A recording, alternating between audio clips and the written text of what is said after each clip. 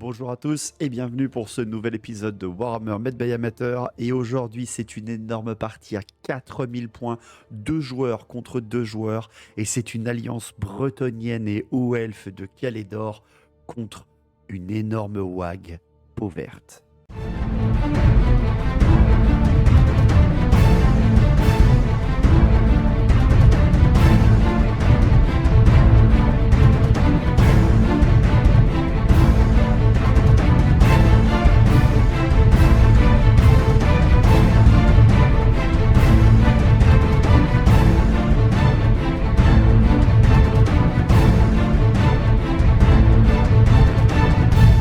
Bienvenue sur Warhammer Made by Amateur.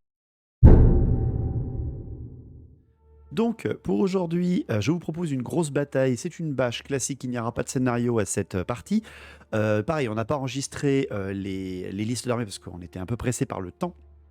Et donc, il s'agit de Quentin, bien sûr, avec ses magnifiques Bretoniens de Bastogne, et Ludo, qui était là au Warhammer Days, comme Quentin d'ailleurs, et qui est venu avec son armée aux elfes de Calédor, avec très loristiquement parlant. C'est une armée intégrale de chevalerie à 4000 points qui va nous affronter, ou presque, quelques dragons au milieu et un peu d'infanterie quand même. Et en face, eh bien, c'est Vincent, un grand ami à Quentin, qui est venu refaire une game qu'il n'avait pas fait depuis, il n'avait pas touché aux figurines depuis plus d'un an, avec moi-même en joueur peau verte pour affronter tout ça. Il y a du cheval, il y a du dragon, ça doit bien se tabasser et se bouffer. On va essayer de faire ça. Donc les listes d'armées pour cette bataille, l'alliance donc bretonnienne et haut elfe est bien une 4000 points, 2000, mais il n'y a qu'un seul général et qu'une seule grande bannière pour essayer de combiner un petit peu cette alliance. Donc le côté bretonien de Quentin est commandé par bien sûr Hippolyte le Pieux, évidemment c'est sa figurine emblématique, son seigneur bretonien du Graal sur Hippogriffe. Il est accompagné d'un autre seigneur bretonien sur Pégase, celui-ci. Il a également, pour finir, un autre héros, une autre héroïne, c'est une chevaleresse grande bannière, bien entendu, donc une dame porteuse de la grande bannière à cheval. Son armée est basée sur 2 régiments de chevaliers errants, bien entendu, ils sont 2 fois 9, et un grand pack de chevaliers du royaume où ils sont une demi-douzaine, non, une douzaine, pardon, ils sont 11. Derrière, après, vous rajoutez 5 chevaliers Pégase pour accompagner son seigneur Pégase, et enfin 10 chevaliers de la quête pour terminer son armée à 2000 points. Vous l'avez bien compris, il n'y a pas de magicien dans cette armée bretonnienne, on est à 4000 points, donc déjà pas de magicien du côté des Bretoniens. Et derrière, Ludo nous a ramené ses Calédoriens, donc il dispose de 2 forces qui ne sont pas montées, ce sont 2 régiments de garde maritime de 20 et 2 balistes. Le reste après, c'est du full calédorien, c'est-à-dire que c'est commandé par un prince haut elfe sur dragon solaire, grand-papa, hein, bien entendu, un perso assez impressionnant, et il est accompagné en plus d'un mage dragon, donc c'est un mage niveau 2 sur dragon du feu. Voilà, donc c'est leur seul mage. Par contre, hein, c'est bien leur seul mage, mais quand même, c'est couillu de tenter ça. Derrière, après, pour terminer cette armée aux elfes de Calédor, on rajoute 12 princes dragons en cavalerie, bien entendu, en cavalerie lourde. Et enfin, un grand aigle représenté par ce beau petit dragon, qui compte bien comme grand aigle, hein, pas comme petit dragon, pour une alliance à 4000 points qui sera commandée par le général haut elfe et qui sera secondé en tant que grande bannière par les Bretoniens. Donc, quand même, on va pas se mentir, une armée qui est extrêmement impressionnante. J'aime beaucoup, hein, les armées très loristiques comme ça. En plus, les figurines sont absolument incroyables, hein. On a essayé de faire plein de photos, j'espère que ça vous plaira. Et leur tactique va être un petit peu étrange parce que, alors pas étrange, mais les Bretoniens sont très forts en charge, ils sont plutôt résistants. Les hauts elfes, Alliance Dragon, Prince Dragon, etc., ça va être intéressant. Ils ont pas mal de tirs aussi avec la garde maritime et les balistes. Mais c'est juste que bah, la magie, on va avoir un avantage énorme avec les peaux vertes parce qu'ils n'ont qu'un mage niveau 2 pour toute la game. Donc on va voir un petit peu comment ça va se tourner. De notre côté, avec Vincent, c'est une, comme je vous l'ai dit, 4000 points. J'ai sorti pas mal de figurines peau verte, bien entendu. Vincent voulait jouer des gros bourrins, des gros pâtés de bourrins. Et disons que j'ai essayé de lui faire plaisir. L'armée est basée, bien entendu, orques sauvages, parce que ça faisait longtemps qu'on ne les avait pas sortis quand même. C'est un seigneur orque sauvage qui commande la WAG, bien entendu. Il est équipé, je ne sais plus comment, il est bourrin. Il est tenace, il a Il a l'épée plus une attaque, enfin bref. Il n'est pas ultra équipé, mais il est assez drôle. Bien entendu, avec lui, c'est un grand chaman peau verte, orc sauvage, bien entendu, niveau 4. Donc celui qui aura un gros panel de sorts, mais seulement de la grosse wag, donc 4 sorts. Et un autre seigneur qu'on a rajouté, donc on a bien 3 seigneurs, et c'est un chaman gobelin sur Arachnarok. Donc avec le hamac à chaman, ce qui fait qu'il est, il est maître du savoir de la petite wag. Ça va faire donc beaucoup de sorts parce que là on a tout le domaine de la petite wag plus 4 sorts du domaine de Gork, enfin de la grosse wag. Donc ça commence à faire pas mal. En unité héroïque, on a un porteur de la grande bannière orque sauvage et c'est tout. On n'a pas mis d'autres sorciers. On a quand même 2 niveaux 4. On va se calmer un petit peu. On a un parchemin de dissipation sur le grand chaman Arachnarok. Bref, on a payé cher hein, pour tout ça. En unité de base, on a 2 fois 5 araignées, 2 fois 20 gobelins de la nuit avec fanatique. On a 25 orques lance. On a en unité de base. Surtout le nœud central, c'est-à-dire 37 costos orques sauvages, double qui coupe, qui sera donc la base hein, de complètement toute l'armée. Ça bouffe beaucoup de points, hein, on va pas se mentir. En unité spéciale, on a mis 10 cavaliers orques sur sanglier, avec lance et bouclier, parce que nous aussi, on peut être très bons cavaliers. C'est faux. On monte juste des cochons géants, mais on va essayer de rivaliser avec la cavalerie adverse. Et surtout, on a voulu se faire plaisir encore un petit peu. J'ai rajouté 40 orques noirs parce que ça faisait longtemps qu'on les avait pas sortis aussi. Donc on a quand même 2 hordes assez costaudes du côté des peaux vertes. Pour finir nos unités rares, on a mis 2 chariots à pompe Snotling, on a mis 2 catapultes à plongeur de la mort, un lance-roc, ça fait longtemps qu'on l'avait pas sorti non plus, 2 squeakbroyeurs et une deuxième Arachnarok avec 6 trolls d'eau. Bref, on a sorti beaucoup de monde. Il y a peu d'unités spéciales, mais ça suffit largement pour ce qu'on va faire. La bataille est, comment dire, une bâche, donc il va falloir nous arracher des gros packs. Ça sera pas si facile du côté des hauts elfes et des bretoniens, mais on a déjà vu des choses absolument magnifiques. Et nous, ce qui va peiner, c'est le commandement, hein, très largement. L'armée est colossale, très nombreuse, ce qui fait qu'on aura des flancs très fragiles, avec très peu de commandement, et un centre plutôt bourrin, avec nos hordes. Donc on va espérer que cette bataille va vous plaire, bien entendu. Ça fait longtemps qu'on n'avait pas fait une 2 contre 2 à 4000 points. Vous avez eu il y a 2 semaines une 2 contre 2 à 3000. Voilà, on vous fait plaisir. On vous fait plaisir. On va donc faire cette petite bâche au elfe Bretonie contre orc et gobelins. Et voyons voir qui sera les meilleurs sur le champ de bataille. Est-ce que ce sont les cavaliers qui regroupent parfois les meilleurs cavaliers du monde quand même hein, dans l'armée en face, ou alors est-ce que ça sera juste les gros bourrins peau verte? Allez, c'est parti.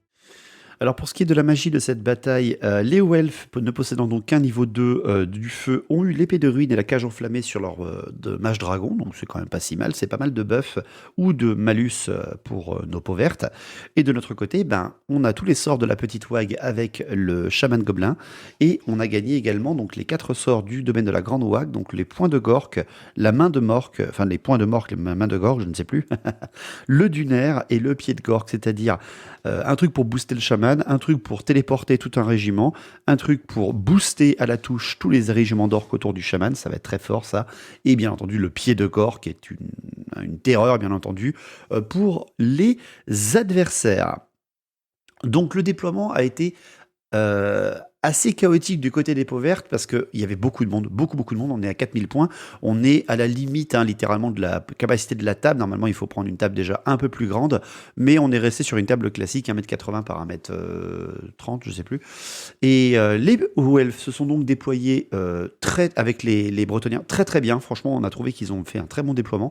Les 2 régiments de chevaliers errants sont sur le flanc droit de l'Alliance avec les balistes, avec une baliste hauts elfes et le mage dragon.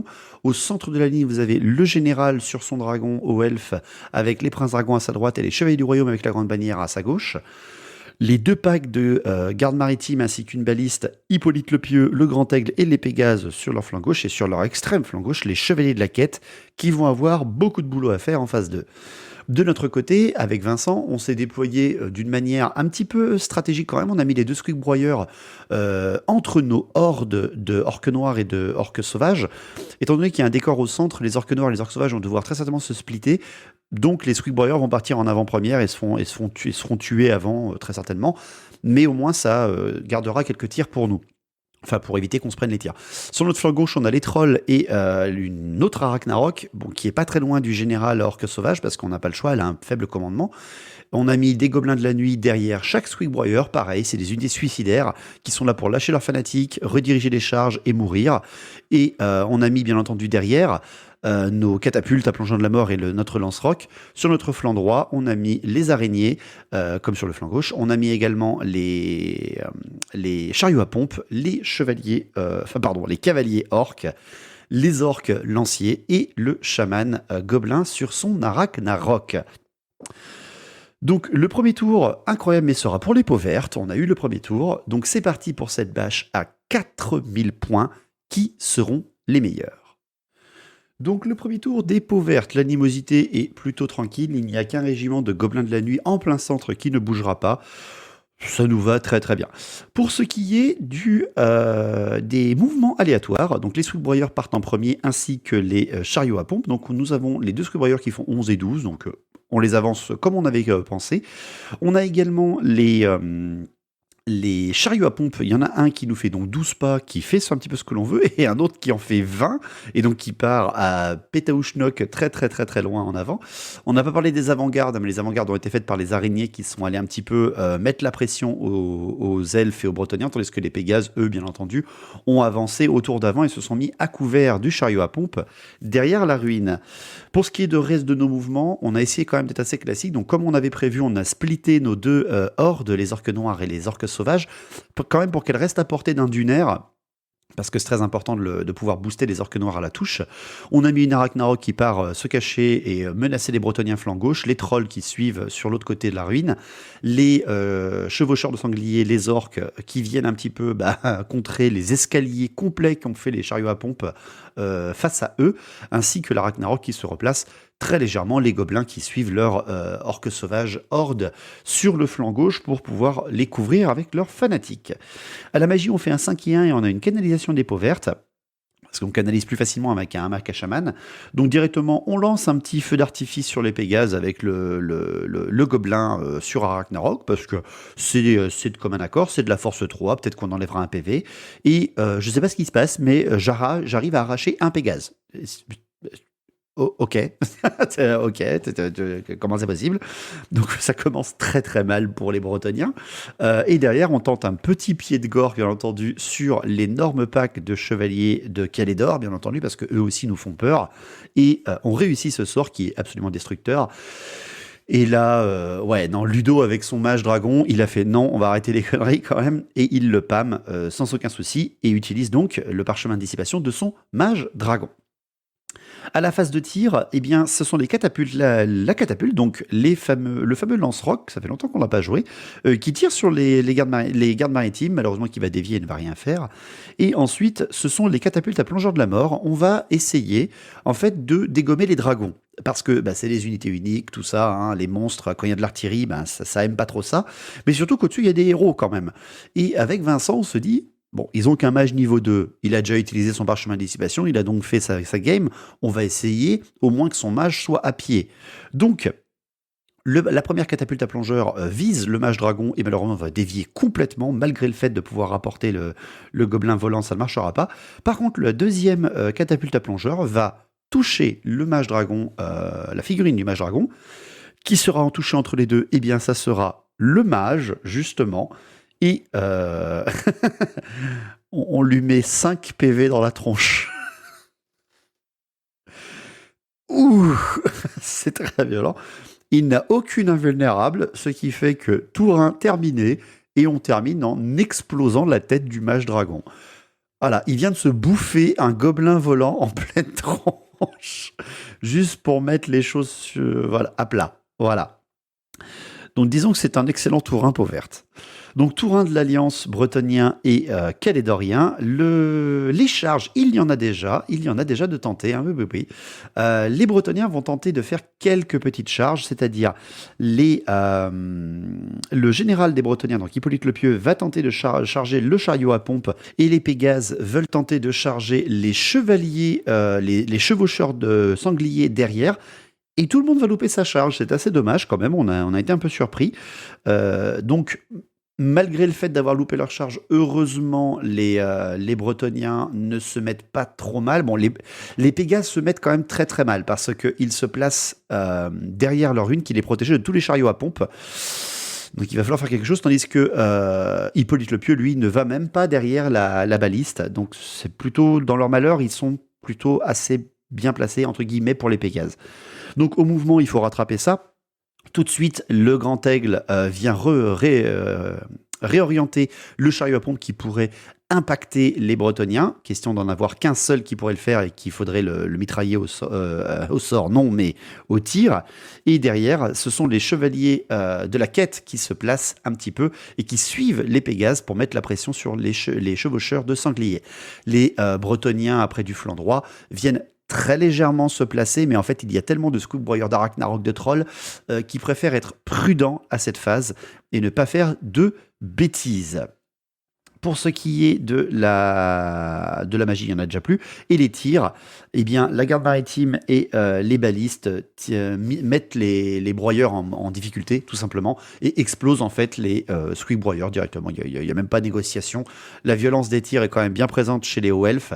Mais le chariot à pompe, Snotling, qui n'est pas réorienté, lui, n'aura pas de souci et ne visera pas, aura donc peut-être la potentialité de charger soit les Pégases, soit autre chose. Donc voilà pour un tour 1 qui est vraiment clairement en faveur des peaux vertes pour l'instant. Même si on a perdu des screwbroyeurs, ils étaient là pour ça, juste pour le lol.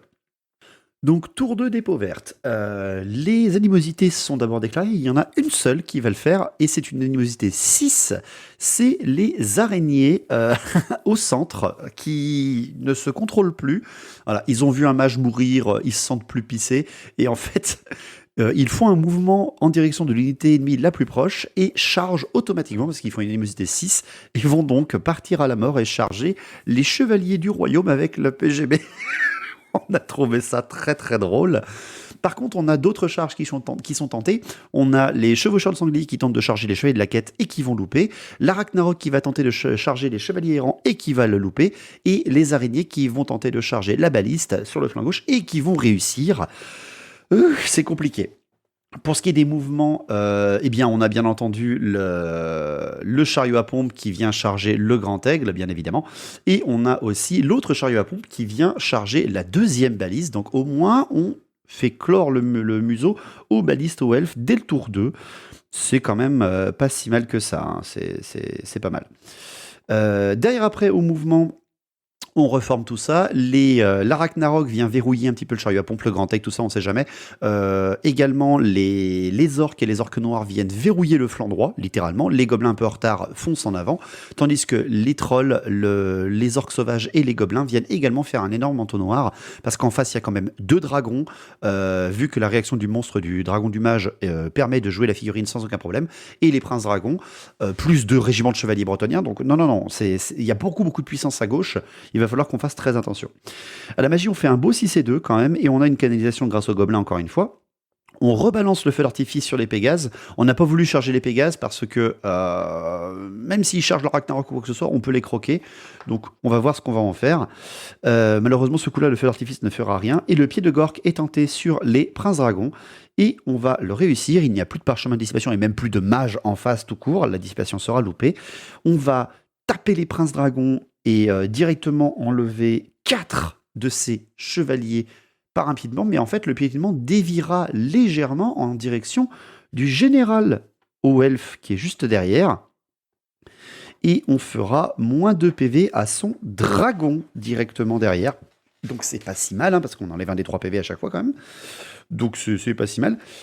Et au second piétinement, parce qu'on fait un second piétinement, on déviera beaucoup trop, et là par contre on ne touchera à rien. Et le sort s'arrêtera là, et ça fait un peu peur quand même, on va pas se mentir, pour ce qui est des alliés. Derrière, après, on tentera la main de Gork sur les gobelins pour leur faire reformer la ligne, et on réussira ce sortilège. Pour ce qui est des tirs, la catapulte, le lance-roc va balancer un petit rocher de bienvenue sur les gardes maritimes qui sont notre plus à droite, et on va faire un hit et en buter 10. jouer catapulte contre des elfes, hein, c'est obligatoire. Et enfin, les catapultes à plongeon de la mort vont viser le général. Il y aura un hit et seulement un PV en moins sur le dragon. L'autre sera tanké à l'invulnérable par le seigneur, mais quand même, ça commence à faire un peu peur, on va pas se mentir, aux elfes et aux bretoniens. Pour ce qui est des corps à corps, nous avons quand même eu des gobelins qui attaquent une baliste, hein, s'il vous plaît, quand même, c'est impressionnant, hein, c'est un très gros combat. On va tuer la baliste, bon, on se prendra un dégât et donc un mort avant toute chose, mais notre surnombre va quand même faire le café, et donc les araignées vont dégommer la baliste. La baliste étant une unité alliée autour de tout ce petit monde, eh bien les araignées gobelines vont faire provoquer une panique tout autour. Les princes dragons la réussissent, le dragon n'en a rien à faire, mais les chevaliers errants qui sont juste à côté vont la manquer. Ils sont très loin de la GB et ils vont quitter la table. Et là, c'est la panique, hein, du côté des Bretoniens. C'est un régiment entier de chevaliers errants qui s'enfuit.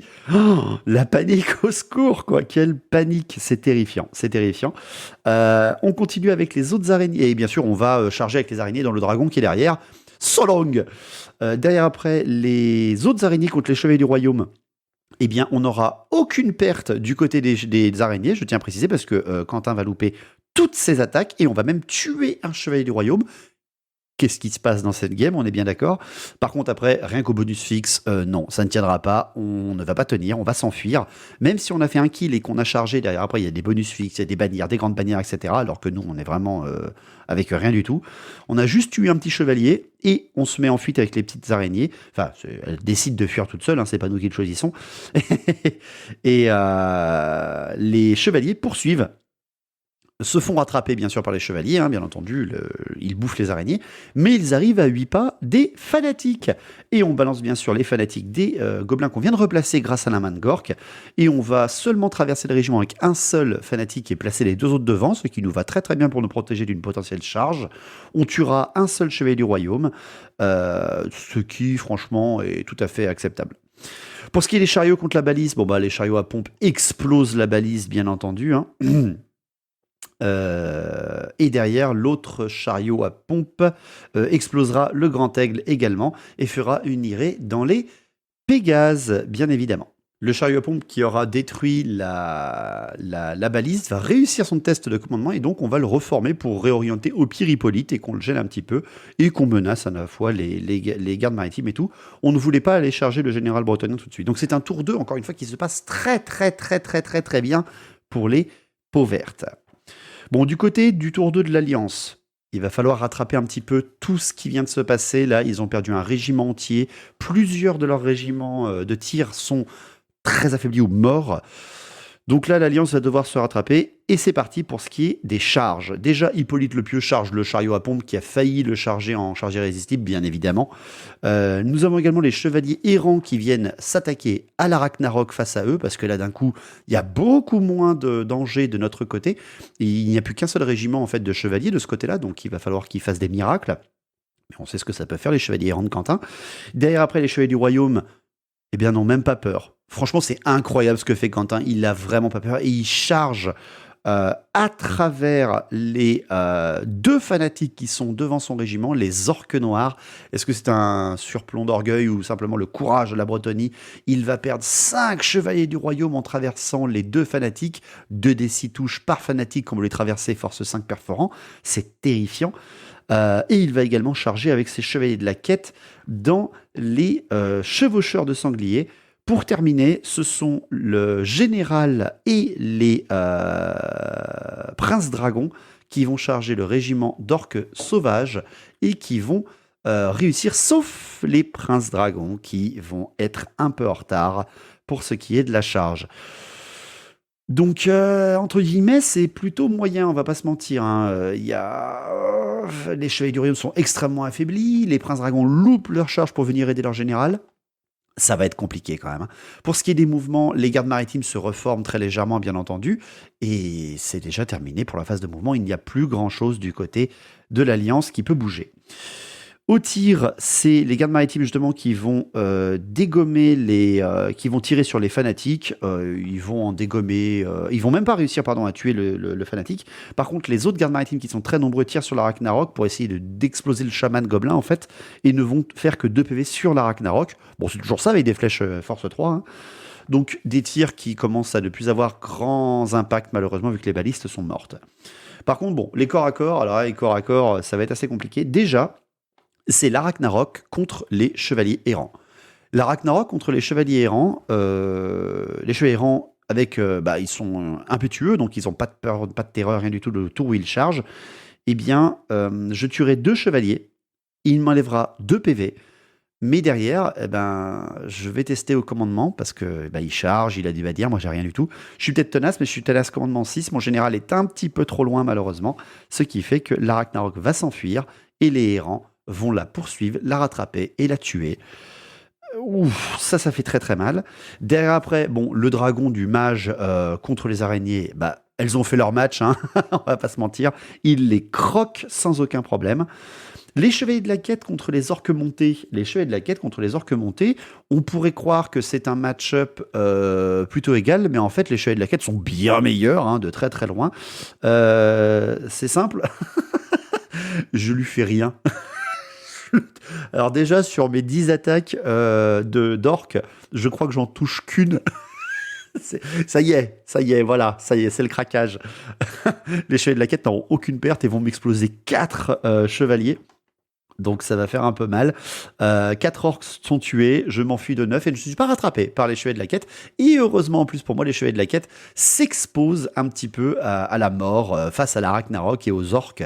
Par contre, mes 2 chariots à pompe bien sûr sont explosés par les Pégases ou quoi que ce soit.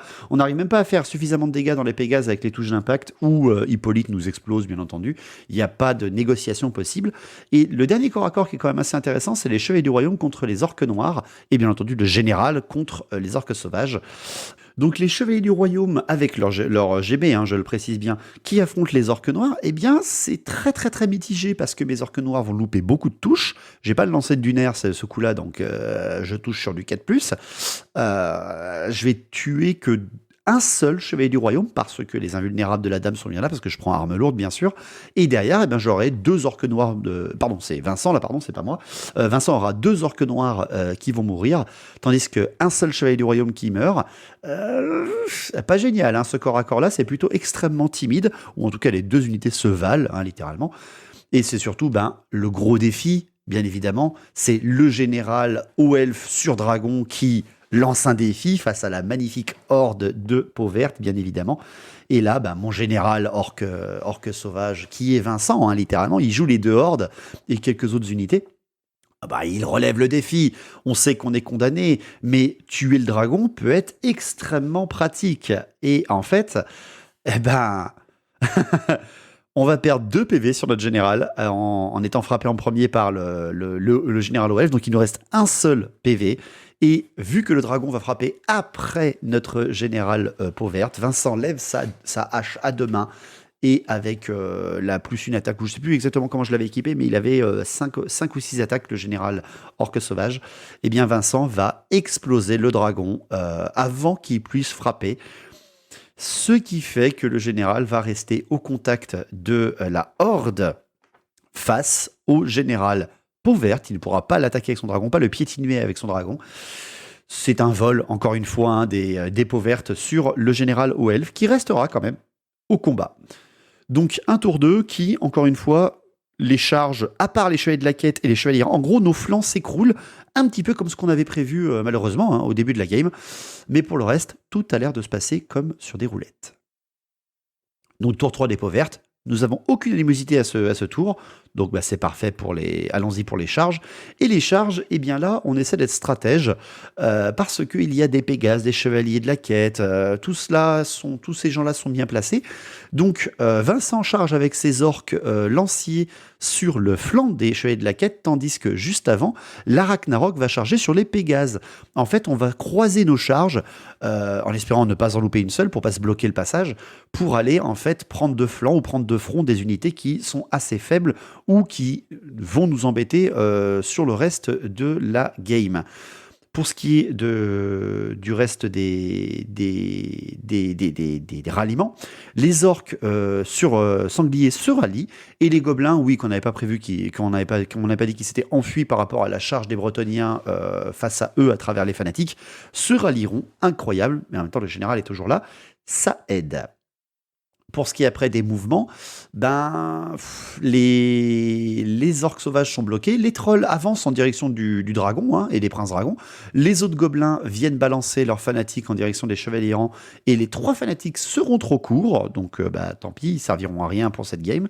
On a un fanatique qui vient se poser juste au milieu des gardes maritimes, et ça sera tout pour ce qui est des fanatiques qui ont fait leur game. À la magie, on fait un 5 et 3 et encore une canalisation. Donc on balance les attaques empoisonnées sur la Ragnarok du chaman gobelin pour qu'elle soit encore plus vénère en attaque empoisonnée. On fait également la relance des 6 sur les Pégases. Donc dès qu'ils vont faire un 6 pour toucher, pour blesser ou en armure, juste pour les embêter en fait. C'est un sort qui est extrêmement embêtant. Et derrière, on va lancer le Dunaire et le Dunaire réussit à 12 pas. Donc les orques noirs ont la relance de la touche, mais aussi tous les orques sauvages costauds, ce qui va les rendre beaucoup plus costauds. Au tir, les 3 catapultes vont tirer sur Hippolyte le Pieux, le plongeur de la mort et les 2 catapultes à plongeur, enfin pardon, le lance-roc, j'ai du mal, et les 2 catapultes à plongeur, et on ne va toucher que l'hippogriffe et lui enlever que 3 PV. Plutôt timide, plutôt timide. Et enfin, au corps à corps, les orques qui attaquent de flanc les chevaliers de la quête, eh bien, Vincent va rien faire. Oh, mais les chevaliers de la quête, qu'est-ce qui se passe quoi? On n'arrive pas à les toucher, c'est incroyable. Et derrière, en retour, ils sont que 2, mais à 2, ils nous décapitent 2 orques. Ce qui fait que, ils restent sans aucun problème. Ils font un test de commandement, ils le réussissent sans aucun souci. What the fuck? Donc on se fait bloquer par les chevaliers de la quête avec les orques, alors que c'est une prise de flanc facile. C'est vraiment dommage. Derrière après, pour ce qui est des autres corps à corps, c'est la Ragnarok contre les Pégases. Bon alors là, la Ragnarok et les Pégases, la Ragnarok est ultra boostée à la magie et les Pégases sont maudits en plus derrière. Elle va bouffer 2 Pégases, la Ragnarok quand même. Par contre, les Pégases vont enlever 1 PV sur le chaman qui est dessus. Mais ça sera trop pour les Pégases, ça sera beaucoup trop. Ils vont s'enfuir et ne vont pas être rattrapés par la Ragnarok qui se place juste devant Hippolyte. Bonjour. Et ça va faire mal. Derrière après, c'est les orques noirs contre les chevaliers du royaume. Les orques noirs, là, qui ont la relance pour toucher, vont perdre 3 d'entre eux, mais tuer 2 chevaliers du royaume. Les chevaliers du royaume, ça fera trop pour eux. Ils sont plus que, enfin, il est plus tout seul avec la GB et vont s'enfuir. Ils ne seront pas rattrapés par les orques noirs. Et les 2 généraux, peau verte et eau elfe. Le général eau elfe va tuer, tout simplement, le général peau verte. Vincent va voir son général mourir face à la rapidité des elfes et le général Oel va rester au combat parce qu'il est en défi, personne ne peut le taper, il réussit son test de commandement. Ouf. Ça nous fait ça nous met juste la petite gougoute parce que si le mec met en fuite les costos, ça va faire très très mal à notre système d'attaque et de défense. Donc c'est la fin du tour 3, on a mis en fuite ce qu'on voulait sauf les quêteux. Donc ça commence à s'essouffler un petit peu, mais on est encore très puissant sur notre centre. Donc tour 3 de l'Alliance, Hippolyte le Pieux ne chargera pas la Ragnarok avec le chaman gobelin. Il vient charger par-dessus et vient taper le flanc des orques qui affrontent les quêteux. Les quêteux se reformeront, bien entendu. Pour ce qui est du reste des charges, le dragon du mage voit des trolls en face, il a un souffle enflammé, etc. Il y va, il charge, bien entendu, dedans, et il y réussira. Les princes dragons viennent tenter de sauver leur général, bien entendu, et réussissent également leur charge. Et ça sera tout pour les mouvements de charge, en tout cas. Pour ce qui est des mouvements classiques, les chevaliers du royaume ne vont pas se rallier, très malheureusement. Ils vont traverser les gardes maritimes et vont faire paniquer les gardes maritimes. C'est la débandade, les tests de panique. C'est terrible. Pour ce qui est après des chevaliers Pégases, ils vont réussir par contre à se rallier, et encore heureux pour Quentin. Les chevaliers errants vont venir contourner la protection, et là on n'a plus rien pour les choper avec Vincent. Ils ont en vue toute notre ligne d'artillerie, on n'a plus de fanatiques, bon, on pourra plus les gérer, ils ont fait leur percée, donc tant pis pour notre base artillerie. Pour ce qui est des tirs, eh bien, les gardes maritimes vont tirer sur l'Arachnarok, parce qu'ils peuvent essayer d'arracher le chaman, et ils vont enlever un petit PV au chaman, il ne lui en restera plus qu'un. Et derrière, bah, c'est parti pour les corps à corps. Hein, les corps à corps, bien entendu. Déjà, le dragon contre les trolls, eh bien, il fait 2 fois 1 au souffle de feu. Non, mais c'est horrible. Et on va s'enlever 2 PV chacun. 2 PV seront enlevés sur les trolls seulement, hein, parce qu'on fait pas mal de régène. Vincent gère bien les trolls, et derrière, bon, on va taper 2 fois sur le dragon et lui mettre un petit peu de dégâts, mais ça restera des deux côtés. Et derrière, bah, c'est Hippolyte le Pieux avec ses chevaliers de la quête qui osent charger de flanc qui ont été chargés de flanc par des orques. On fait rien. Les orques font que dalle à ce moment-là, encore une fois, et on va en perdre 11 d'un coup. Ouh, ça va faire mal. La vengeance des Bretoniens, quand même, est sans pitié. Et on va s'enfuir et on va être poursuivi et rattrapé. Et en plus, impacté par Hippolyte et les chevaliers de la quête sur les chevaucheurs sangliers qui sont juste derrière. Ouf, oh, la percée du flanc qui fait mal, quand même. En même temps, heureusement au moins qu'ils ont ça pour cette pauvre armée qui prend très, très, très, très cher. On va pas se mentir. Euh, Derrière, après, c'est les orques sauvages contre les princes dragons. Quand même, les orques sauvages et les princes dragons avec le général Oelf, on le précise bien. Il y a un nouveau défi lancé par le général Oelf contre la grande bannière orque et goblin. La grande bannière de Vincent approche et elle se fait décapiter par le seigneur de Calédor. Ouais, le mec, il rigole pas quand même. Il y aura 6 orques sauvages qui seront décapités et tués et piétinés par les princes dragons. Ils ont une invulnérable de 5 hein, grâce à la tête réduite de la chance du chaman niveau 4 qui est dans les orques sauvages. C'est pour ça qu'on résiste aussi bien aux princes dragons quand même. Par contre, les princes dragons derrière avec le dunaire, les 3 attaques par orque sauvage balancées au corps à corps, à force 5 au premier round contre ce régiment-là. Non, les princes dragons, malheureusement, ça fera beaucoup trop d'attaques contre eux, sachant qu'en plus, on relance les touchés loupés avec les orques cossos grâce au dunaire. Non, malheureusement, les princes dragons seront annihilés. Et le héros de Calédor va comprendre que là, il est un peu dans la mouise. Il va s'enfuir et il sera poursuivi par une trentaine d'orques sauvages qui sont juste derrière lui à un pas. On ne le rattrape pas. Mais ça commence à craquer de tous les côtés et ça va être d'une violence extrême, le reste de ces corps à corps et de cette partie. Donc tour 4 de l'Alliance, non pardon, tour 4 des peaux vertes, début du tour 4, l'animosité est encore ok, il n'y a pas de souci. Donc on balance des charges, les orques sauvages chargent le général bien entendu, et il sera massacré, bien entendu, mais on ne pourra pas atteindre le dragon en charge derrière, donc tant pis, c'est pas très très grave. Les orques noirs vont tenter de charger les gardes maritimes et réussiront. On n'aura rien en tir de riposte parce que bah, c'est toujours plus drôle. Tandis que l'Arachnarok, elle voit l'unité de Chevalier du Royaume, enfin le reste de l'unité de Chevalier du Royaume avec la GB devant elle. Elle décide de les charger. Ça leur procure une panique. Elle redirige sa charge derrière sur les Pégases et réussira sa charge. C'est terrifiant hein, quand les chevaliers s'enfuient, les Pégases qui viennent de se rallier se reprennent une Arachnarok. Ça va être très compliqué pour eux. Au mouvement, les fanatiques s'entretuent ou ne font rien. Il n'y a vraiment rien du tout d'intéressant dans les fanatiques. Les gobelins se reforment, mais pareil, ils n'auront plus d'incidence sur la partie. À la magie, on fait 5 et 1.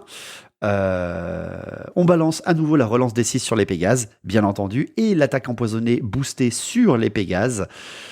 Et tout se passera. Malheureusement, on a trop de dés et les niveaux 4 contre niveau 0, ça pardonne rien, malheureusement. Pour ce qui est des tirs, on balance tous les tirs de nos catapultes, etc. sur les chevaliers errants et on ne fera qu'un seul mort sur toute cette phase de tir. Bon, on a fait quand même des arrachages assez beaux avec tout ça, on va pas pousser non plus. Avant de se faire charger par tout le monde, bien entendu. Et derrière, eh bien, c'est les corps à corps. Donc déjà, les orques montés contre les chevaliers de la quête et l'Hippolyte le Pieux. Bon, on se fait exploser nos pauvres orques montés. Il n'y a pas à dire quand même, mais la cavalerie avec des monstres et tout, ça fait pas le poids quand même. On s'est peut-être un peu cru. Ce qui fait que les deux régiments se reforment pour voir la ligne d'artillerie, bien évidemment. De l'autre côté, ce sont les trolls et le dragon. On ne va rien perdre au troll, malheureusement, hein, c'est vraiment dommage. Mais là, la régénération sera incroyable. Et derrière, on va enlever 2 PV au dragon, ce qui fait qu'il sera extrêmement affaibli. Mais il restera, il réussit ses tests de commandement.